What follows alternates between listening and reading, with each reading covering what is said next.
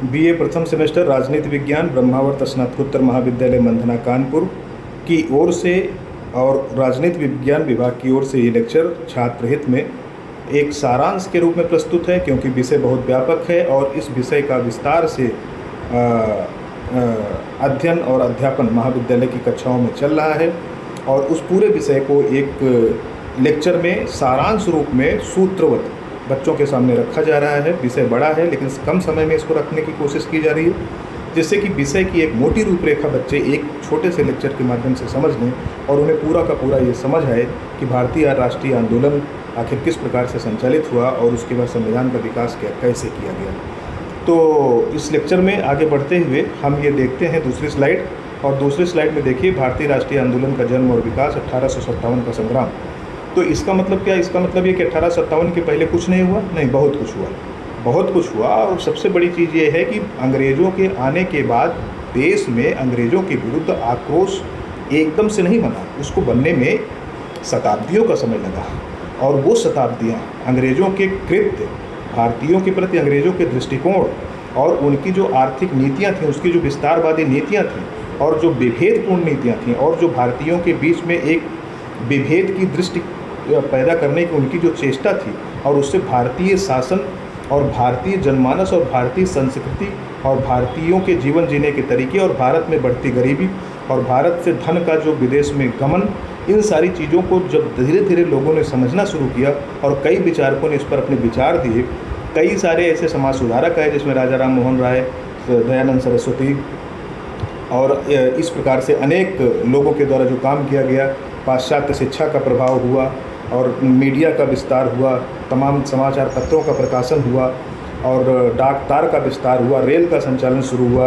अंग्रेज़ों के द्वारा भारतीयों के साथ भेदभावपूर्ण नीतियाँ अपनाई गईं, उनको अलग कॉलोनी में और रखने की जो चेष्टा थी।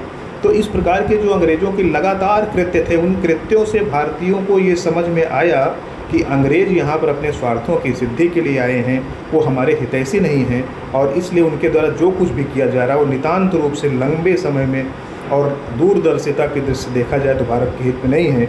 और इसलिए भारतीय बुद्धिजीवियों के नेतृत्व में भारतीय जनमानस के बीच में एक जागृति का विस्तार हुआ और जागृति के विस्तार का ही परिणाम था कि धीरे धीरे एक देश में हुजूम बना, एक इन्वायरमेंट बना, एक ऐसा उन्माद पैदा हुआ अंग्रेज़ों के विरुद्ध, एक ऐसा आक्रोश और आवेश पैदा हुआ कि आंदोलन की पृष्ठभूमि खड़ी हुई। और आंदोलन की पृष्ठभूमि खड़ी हुई तो पहला जो एक संगठित आंदोलन भारत में अंग्रेज़ों के विरुद्ध हुआ वो था 1857 का संग्राम, जिसे भारतीय स्वतंत्रता संग्राम की पहली नींव कहा जाता है, पहला चरण कहा जाता है, मजबूत चरण कहा जाता है। और यहाँ से अंग्रेज़ों के विरुद्ध एक संघर्ष की शुरुआत मानी जा सकती है, एक संगठित शुरुआत। तो अंग्रेज़ों का भारत में आगमन और आगमन के पश्चात यहाँ पर 1947 तक की पूरी लंबी कहानी को हम अगर 3 फेज़ में देखें तो पहला है सन 1600 में ईस्ट इंडिया कंपनी का आना और 1773 में रेगुलेटिंग एक्ट के माध्यम से कंपनी के शासन की स्थापना होना। तो 1600 से 1772 तक कंपनी ने व्यापारिक गतिविधियों के माध्यम से भारत में अपना विस्तार किया। उसके बाद 1773 में रेगुलेटिंग एक्ट के माध्यम से बंगाल को अपनी शासन सत्ता का केंद्र बनाते हुए यहाँ पर उन्होंने कंपनी का शासन स्थापित किया। और 1857 का जो स्वतंत्रता संग्राम हुआ तो उसके बाद फिर भारत में कंपनी का शासन समाप्त हुआ और ब्रिटिश क्राउन और ब्रिटिश सत्ता का सीधे भारतीय शासन व्यवस्था पर नियंत्रण स्थापित हुआ। और 1858 से लेकर के 1947 तक भारत पर अंग्रेज़ों का और ब्रिटिश संसद का सीधे नियंत्रण रहा। भारत में शासन संचालन के लिए कानून का निर्माण ब्रिटिश संसद में होने लगा। तो इस प्रकार से 3 फेज़ में भारत में अंग्रेज़ों की शासन व्यवस्था को हम देखते हैं।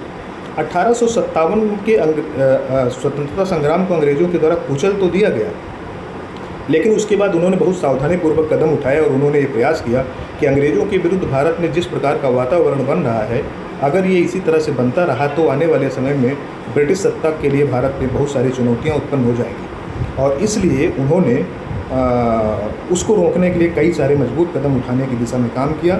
उसमें एक पहला मजबूत कदम था 1885 में भारतीय राष्ट्रीय कांग्रेस की स्थापना, जो एक ब्रिटिश अधिकारी ए.ओ. ह्यूम के द्वारा की गई।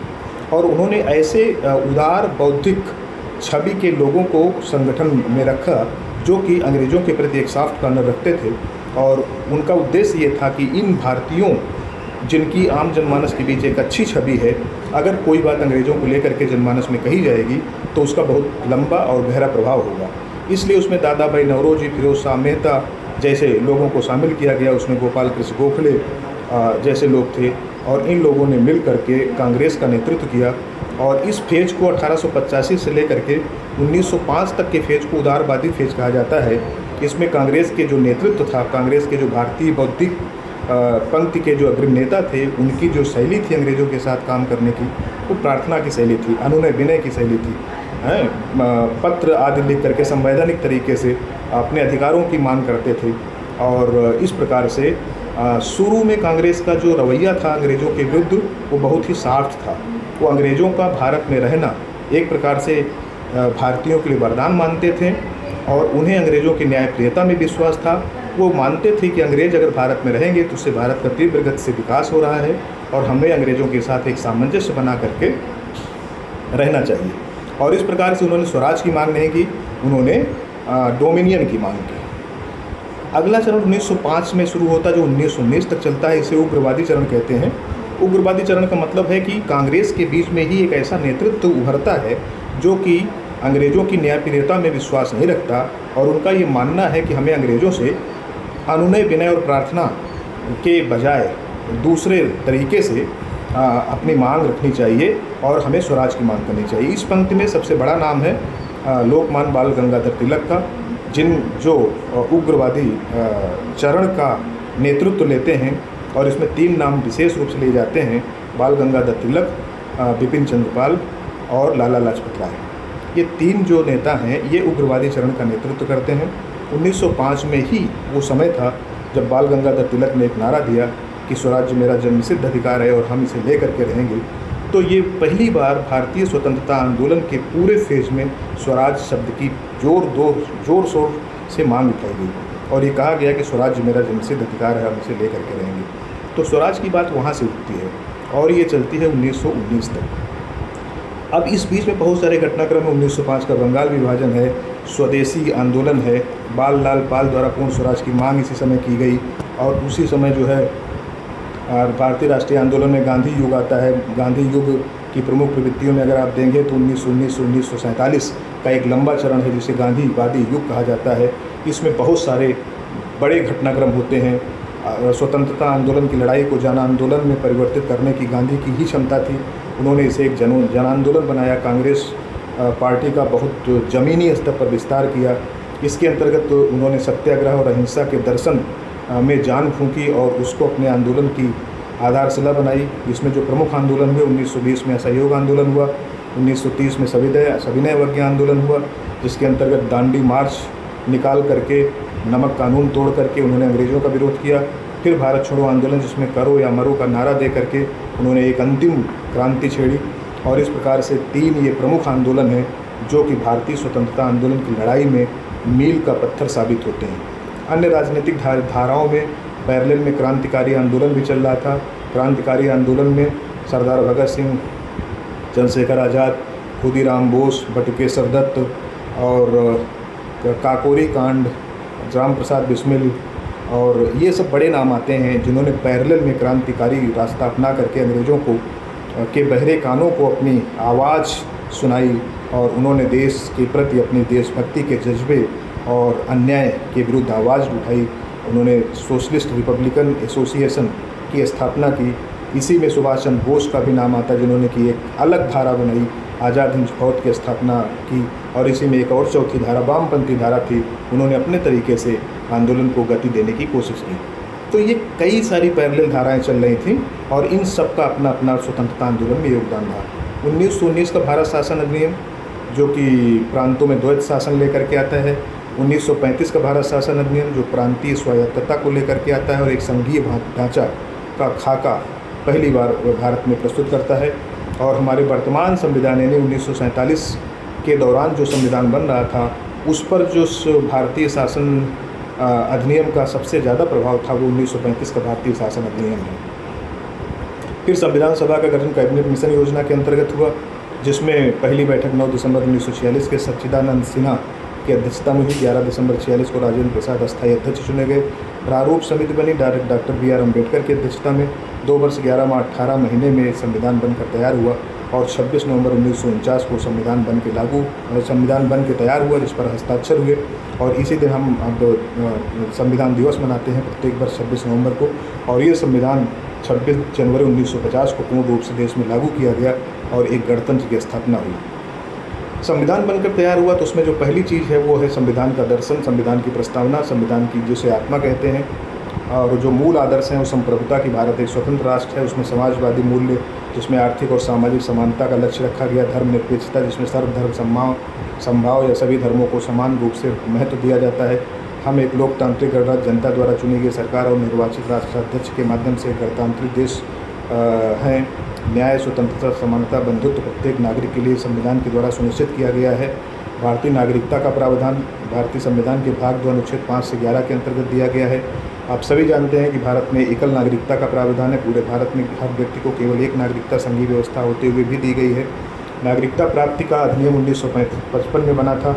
जन्म से, वंशानुगत पंजीकरण से, देशीकरण से या भूभाग के सम्मिलन के द्वारा यहाँ पर नागरिकता प्राप्ति के प्रावधान बनाए गए हैं। नागरिकता का अंत करने के तरीकों में कि स्वयं से नागरिकता का परित्याग करना, अन्य देश की नागरिकता लेने पर यहाँ की नागरिकता का स्वतः समाप्त हो जाना या सरकार के द्वारा नागरिकता से वंचित कर दिए जाने पर नागरिकता का अंत होता है। इस प्रकार के प्रावधान नागरिकता के अधिनियम में बताए गए हैं। तो अंत में कंक्लूजन में हम आते हैं और देखते हैं कि भारतीय स्वतंत्रता आंदोलन ने देश को न केवल स्वतंत्रता दिलाई बल्कि लोकतांत्रिक मूल्यों का आधार तैयार किया और संविधान सभा के माध्यम से भारतीय विविधता को ध्यान में रखते हुए जिस प्रकार से एक समावेशी और विभिन्न प्रकार के मूल्यों को समाहित करते हुए एक संविधान का ढांचा बनाया गया, जो भारतीय संस्कृति, भारतीय जनमानस, भारतीय संस्कार, भारतीय परंपराएं और भारतीय मूल्य को ध्यान में रख करके बनाया गया, जिससे कि भारतीय संविधान भारतीय मिट्टी की उपज की रूप में हमारे जनमानस को आरोपित कर सके और उन्हें स्वीकार्य हो सके। तो इस प्रकार से हमारी नागरिकता और हमारा संवैधानिक दर्शन हमें एक जागरूक और जिम्मेदार और नागरिक बनने की शिक्षा प्रदान करता है, दिशा प्रदान करता है। और आज हम 76 वर्ष की जो यात्रा है सफलतापूर्वक तीव्र गति से विकास के पथ पर आगे बढ़ते हुए कर रहे हैं। और ये एक बहुत ही मजबूत सशक्त कहानी है जो कि बहुत विस्तारपूर्ण है, बहुत लंबी है, लेकिन बहुत कम समय में आपके सामने सूत्रवत और सारांश रूप में प्रस्तुत की गई है। आशा करता हूँ कि आप इसे विस्तार से पढ़ करके और एक एक बिंदु की गहराई को समझ करके अपनी दृष्टि को और ज़्यादा साफ करेंगे। आप सभी का बहुत बहुत धन्यवाद।